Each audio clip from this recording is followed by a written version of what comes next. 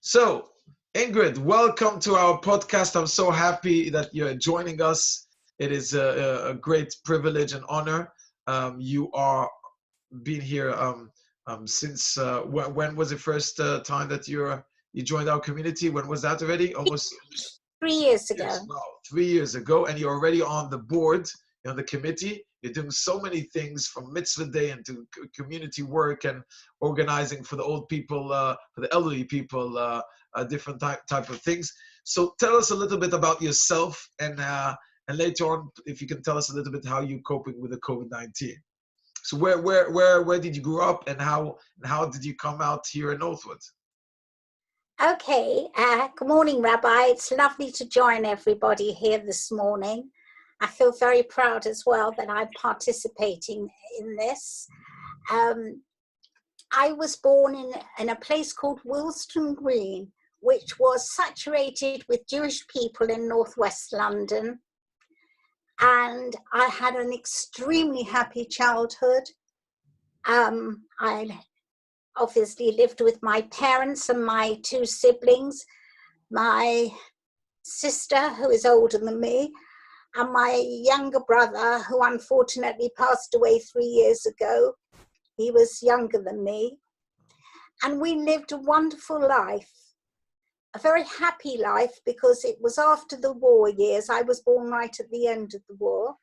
I know a lady shouldn't give her age away, but I can't help it. We're not counting. It's okay. No, it's what you feel. That's right. It was such an integral part of our life that my grandparents, my grandmother and my Zeta, were all part of that life, and including my aunt and uncle, who never had children, but we were like their adopted children. We were very involved in the community right from the start. My father was also on the board of management and a founder member of the Dollis Hill Shul, which was a wonderful community. But Willesden Green had a lot of shuls then. They had 3 or 4 shuls, all belonging to the United Synagogue, and then they had one to the Federation nearby. So it was a very buzzy Jewish area to live in. And so I was very community-minded from the beginning, because that was what I was brought up to. Sure. You see, the Devon family, that was our family name. It didn't start off as Devon, it started off as Jubinski, because my grandparents came from the Ukraine. But I think my father decided, well, he did, to change his name to Devon. It was after the war. In fact, when I had to go and get the deed from St. Catherine's House, when my father passed away, to prove that he had changed it by deed poll, I went with my friend Susan, and we went up there, and I said, I don't know when it was, but I've got a feeling it will be when about my brother was born in 1948. My father's name was Abraham, which everybody called him Alf, but to his grandchildren, he was always Alfie boy. So when we looked in the register, my friend Susan said, oh, look, there's Alfie boy. And sure enough, he changed his name from Jubinski to Devon, which I think in a way is nice, but it's a shame, because I'm very proud of that heritage. Did he give you some reason why he did so, or no, any kind of background story? He never told us the story, but we worked it out from when my brother was born. I think because my brother would be taking it, he wanted to integrate more, probably. Yeah. You know, after the war years, people looked at things very, very differently. Yeah. And I mean, and I've been reflecting since we've had this terrible virus. How did my family and all my friends and everybody manage 6 years with bombs falling on them? And I really, excuse my telephone, we'll just let it ring. But it was very, very difficult. Okay, you can shut it off if you want. Okay. I can't. I don't know how to do it. Hold on. Okay. Hold on. Yeah, it's okay. Yeah. I can't, because this is the main. Don't worry. And if I unplug it, I'm not a very technical person. Don't worry. You continue. Yeah. So anyway, this is as I was saying, this was the environment I was brought up in. As I said, we had a very happy household. was always full of people. Shabbat lunch, Shabbat tea were very big things, and Rosh Hashanah, and my mother was always baking honey cake for 100 people. So Beautiful. I came from a very, very busy family, and this is exactly how I think it continued through the rest of my life. So when did you meet Harold? When did you meet your husband? When was My late husband, bless him. Well, I met him, I would have been married 51 years this year. So I met him, say, 52 years ago. And I can still speak of Harold with a smile on my face. Beautiful. He was the most wonderful. I can only pay tribute to him by saying he was the most wonderful and kindest human being in the whole world. And even today, when you visit the grave, all the friends are still putting the mark of a stone there. Beautiful. Still talked about. Quite an entertaining person, but very good. He became ill very soon after our marriage, actually. My daughter was only just born when he first became ill, and he was ill for 10 years. It was a progressive thing. And the wonderful thing is, his biggest inheritance to me were his words of wisdom. He took me through bereavement because we knew he was ill for 10 years, and the last year we knew he wasn't going to make, and we actually moved house because he didn't want to live. We lived in Totteridge and he didn't want me to stay in this big house. And this had a very profound effect on me, and obviously the children. You've been in battle for 10 years trying to save someone, and unfortunately you can't always do that. And it was very sad. At 46, he left us. But his words of wisdom were wonderful. He said, remember, you are not half a partnership. You're a person in your own right. And that is how you have to continue. Beautiful, beautiful. And that is what has given me the stamina. I was a very spoiled lady, lived in a beautiful home. And I was born with a silver spoon, not one silver, 6 silver spoons in my mouth. I've always had the luxury of being well looked after. Oh, Hashem. But subsequently, things changed when Harold became very ill. He was in a family business and it subsequently went. But that's not important. The important thing is what we remember about and what we learn from a person. And it's helping me today in my isolation, remembering, his words. I mean, that's a very powerful thing to say to somebody. Remember, you're not half a partnership. You are a person in your own right. And he says, just remember that. Wow. So how are you taking COVID-19? Saying that this gives you comfort. How do you see this whole situation in your life today? I'm not taking it. I'm trying to push it away. But yes, how am I coping with it? I never thought, because I'm a very busy person. I'm very active. I'm out. I go to the theatre a lot. I go to the ballet, the opera. And I'm always running out. As my children say, I'm never in. How am I dealing with it? I'm just hoping that I can continue in the vein that I've been going through. I've had 2 or 3 wobbly afternoons where I've not just felt low for myself, but depressed for the whole world. One time I actually compared it to Sodom and Gomorrah because I wondered if we were being punished. Did we have too much? Did we get too much? And these are the things that keep me going. And I've been very good. I've done exactly what they've said. I've been in isolation for 12 weeks. I never thought that I'd be able to manage completely on my own. Of course, I speak to everyone, and with Zoom and all these activities, it makes it much easier. Although technical things and I don't go very well, but once I've been shown. Here you are on Zoom. Fantastic. Oh, Great. I'm very with it, and I've helped a few other people get on to Very Zoom. Good. Very good. I learn from Jeremy. Jeremy always teaches me. So so it's very nice. And Do you get to go on walks a little bit? You go outside?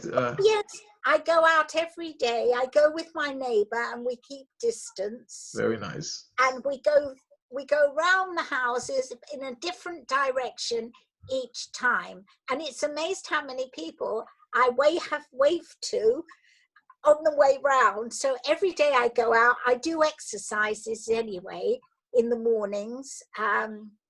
Something that I've been doing for quite a few years. I had breast cancer and I was left with a dodgy arm.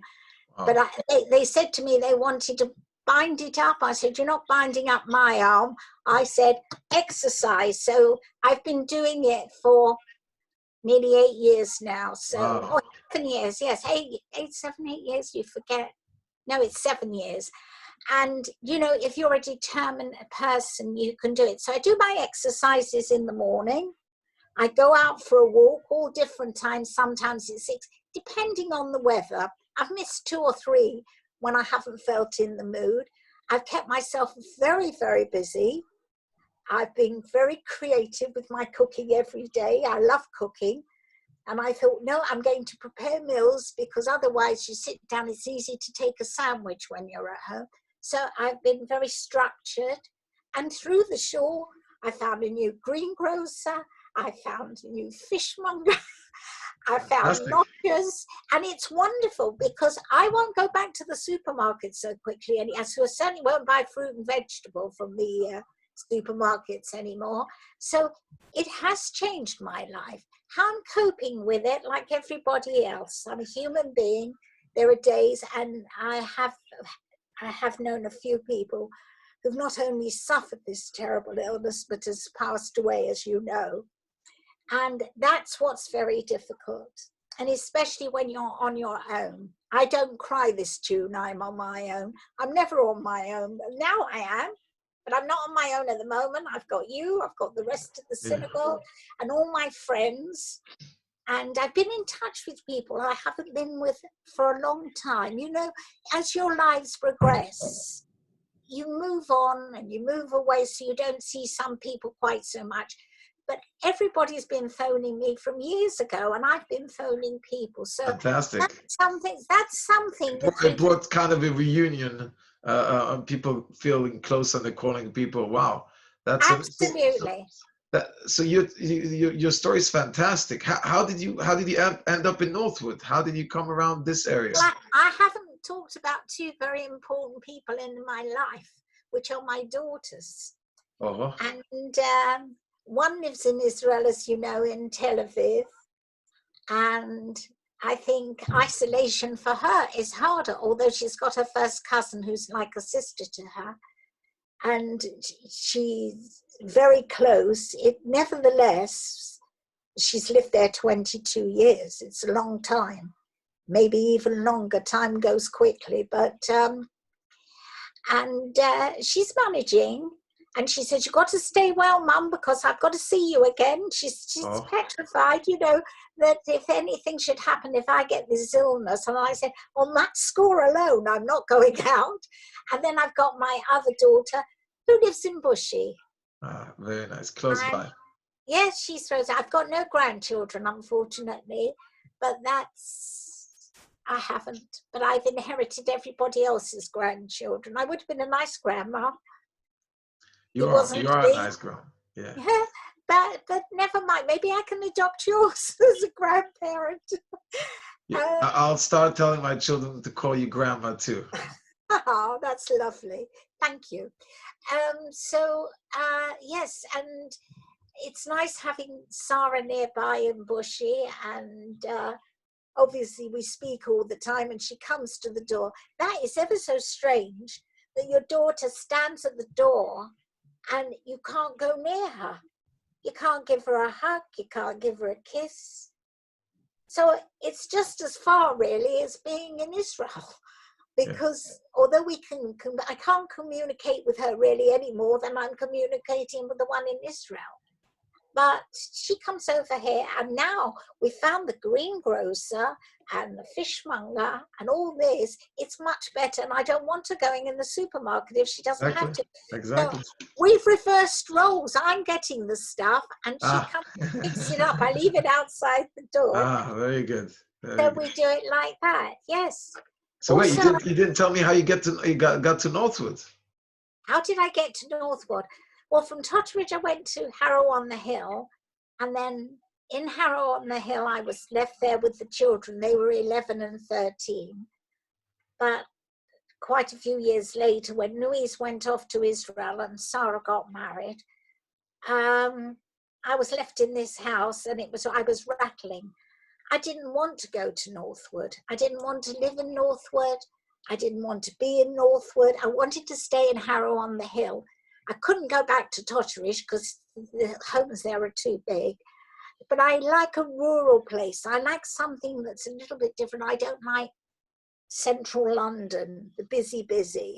And I wanted to, so the estate agent actually said to me, come and see an apartment. I said, no, I want a cottage.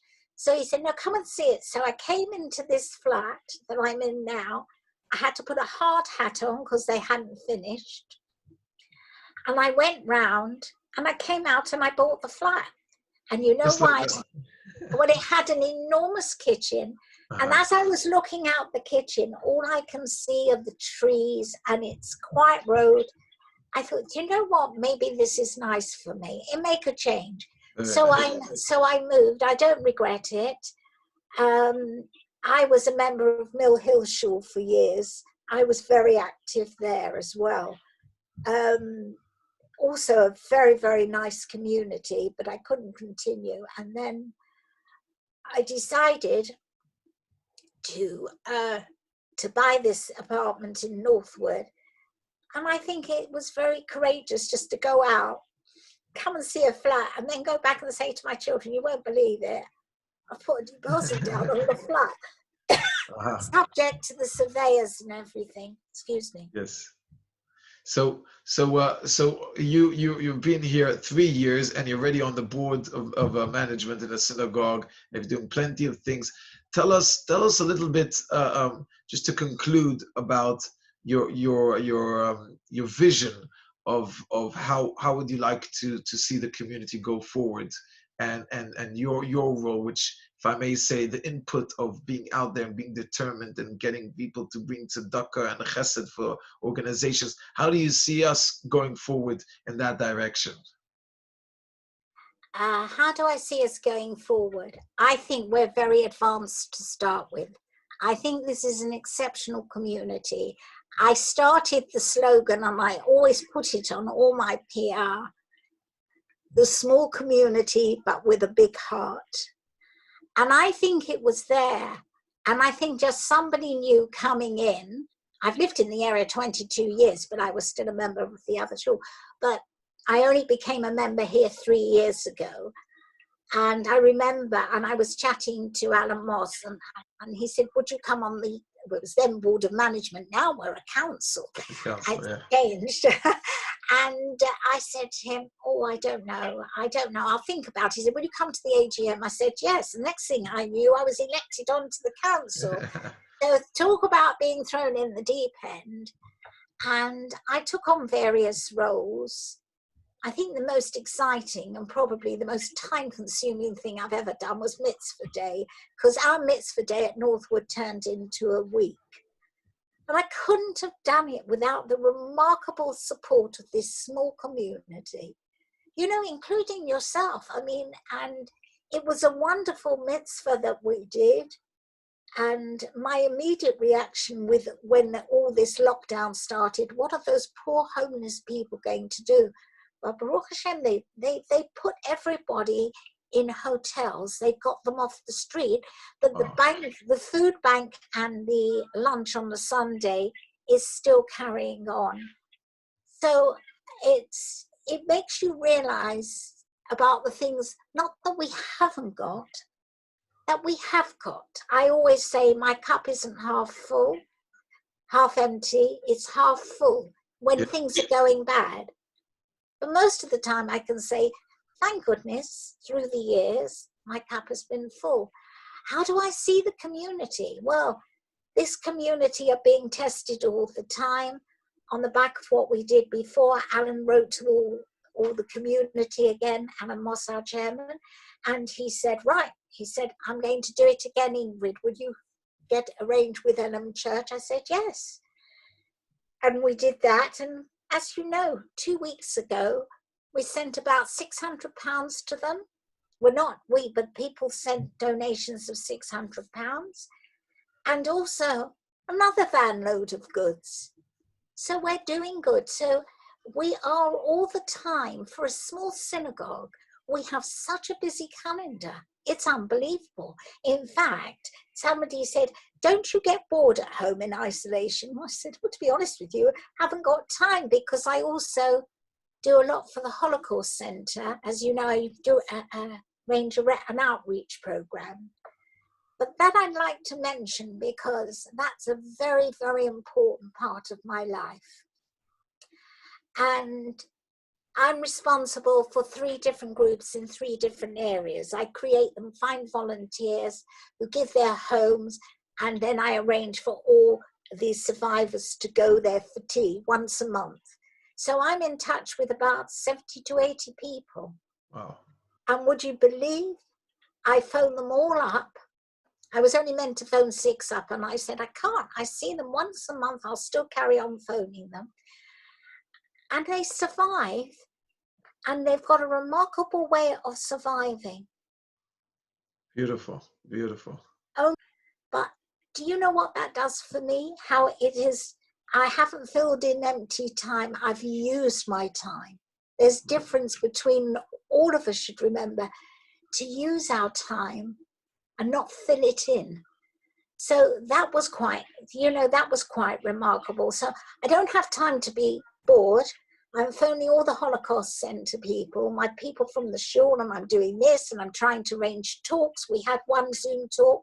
That was quite powerful, from Hillingdon Mind. It came right at the right time. We were originally going to have them this week.